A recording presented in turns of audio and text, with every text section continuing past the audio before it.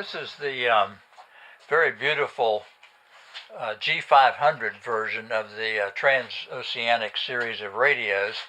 It's the third generation, and it's also considered to be the rarest because a few of them were made.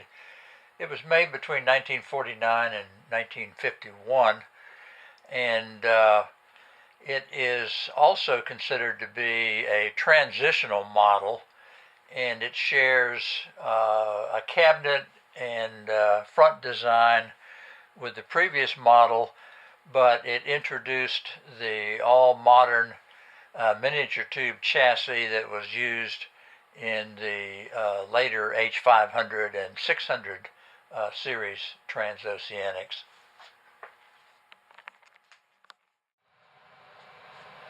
Okay, here we can see the G500 sitting next to an 8G005 second generation transoceanic on the left, and you can see that the obvious difference between the two is that the G500 has this really nice brass Zenith logo centered in the wave magnet, and these two nice brass nuts that hold it together. The wave magnet on the 8G005 is obviously rather plain, but there are some other significant differences as well. The 8G005 has a fold-down chin, and inside is the owner's guide. There is not one on the G500. This is fixed.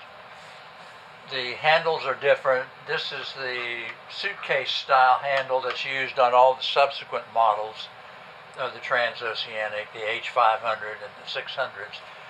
The handle on the 8G005 is fixed, and it's a rather delicate handle.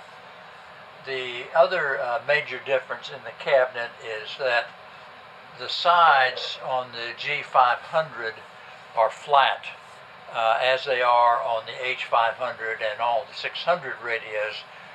And while you can't really see it, the sides here on the 8G005 are diamond shaped, very subtle, but very nice touch to the cabinet design. Inside, of course, they're completely different radios.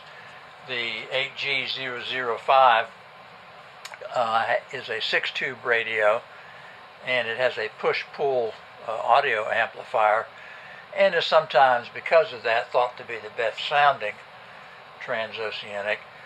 And it also uses Lochtel tubes, which were a pre-war tube design.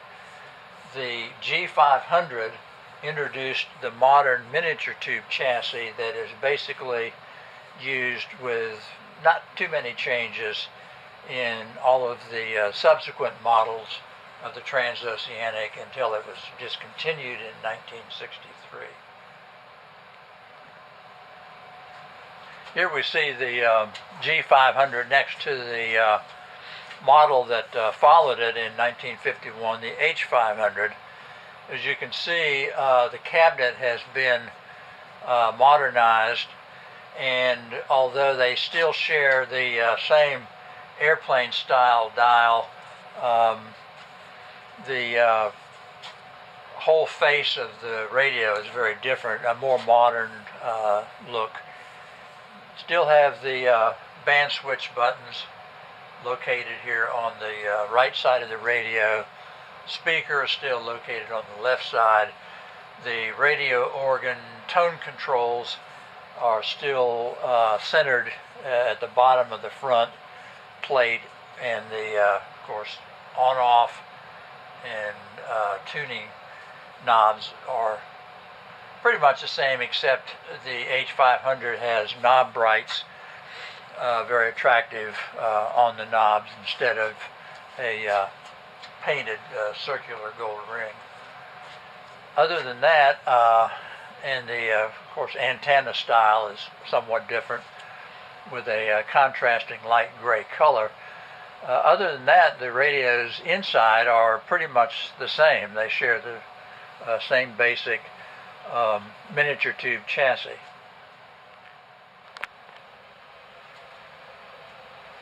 Here we see the G500 and the H500 that succeeded it side by side.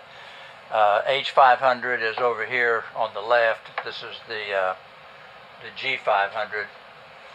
And as you can see, they're virtually identical. I don't know that you could tell them apart just looking at the back. The tube lineup in both is pretty much the same. The G500 is sometimes found with some older versions of certain tubes, but they both use the 1L6 converter mixer tube that is sometimes hard to find and expensive when you do find it. You'll find 1U4s in both of them. The G500 sometimes is found with a 1S5, whereas the H500 will have a 1U5. But other than some of the earlier versions of similar tubes, they're identical. The radios are 5-tube radios. These chassis are fairly easy to work on. They're not as crammed full of capacitors as the second generation and first generation transoceanics are. So you can pretty much get to everything, replace it easily. The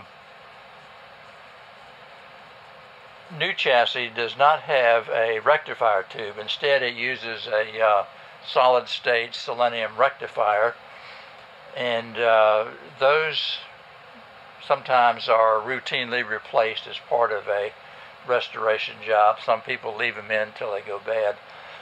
Either way, it's very easy to replace them with a modern silicone diode and a dropping resistor.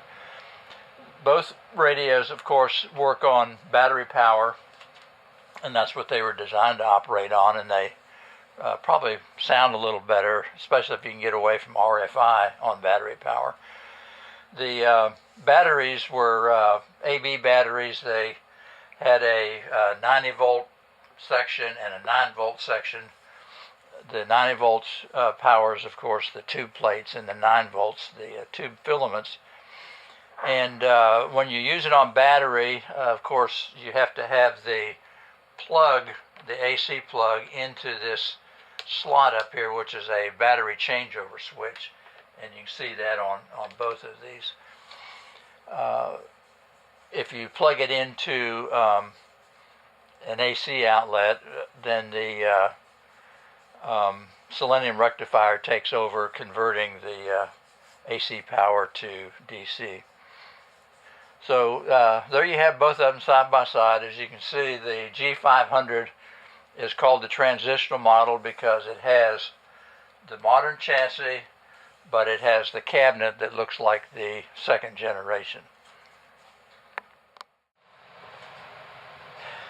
So we'll give this G500 a little trial out here. I'm out in the garage, and I've got a lot of fluorescent lights and LEDs, and there's a furnace running back here, so there's a lot of RFI, not the best place to do a test.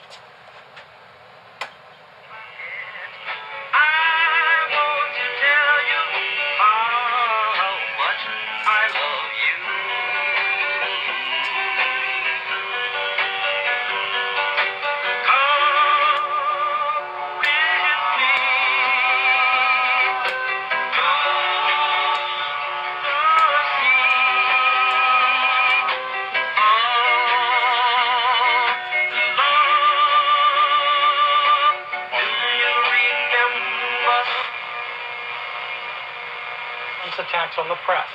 It's a coordinated effort led by the Boston Globe to say, hey, we're not the enemy of the people.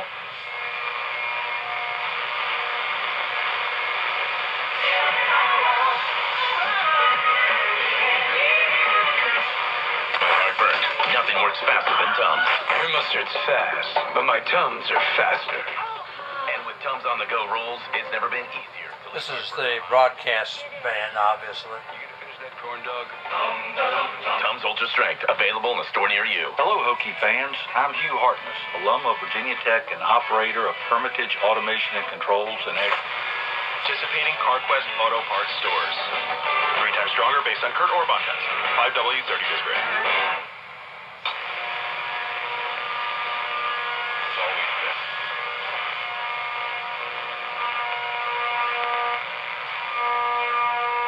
Here's my favorite line. He who was a chaos is now a cosmos with order, meaning, and goal.